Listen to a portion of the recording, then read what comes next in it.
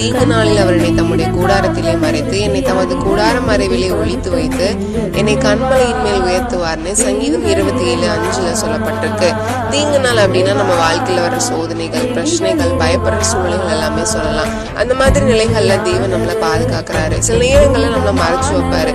நம்ம நினைச்சுக்கிறோம் சூழ்நிலைகள் என்ன மேற்கொண்டுச்சு அப்படின்னு, ஆனா இல்ல, நிறைய இடத்துல உங்களை அவர் ப்ரொடெக்ட் பண்ணியிருக்காரு. சில மனுஷங்க கிட்ட இருந்து விலக்கி வச்சிருக்கிறாரு. மறைவிடத்துல ஆண்டவர் நமக்கு செஞ்ச காரியங்கள் நிறைய இருக்கும். அது வெளிப்படையா தெரியல அப்படின்னாலும் நமக்கு நன்மையானதான் செஞ்சிருப்பாரு. சில நேரங்கள்ல நிறைய விஷயங்கள் நம்ம கிட்ட இருந்து பிரிப்பாரு. அது எல்லாமே நம்மளை காயப்படுத்துற விஷயங்களா இருக்கும். யாரும் காயப்படுத்த முடியாத இடத்துல கொண்டு வந்து வைப்பாரு.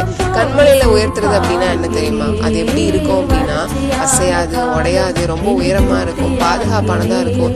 யாராலையுமே உங்களை ஒண்ணுமே பண்ண முடியாத இடத்துல கொண்டு வந்து நிலைநிறுத்துவாரு. நீங்க ஸ்ட்ராங் ஆகி இருப்பீங்க. உங்க லைஃபும் ஸ்ட்ராங்கா மாறிடும்.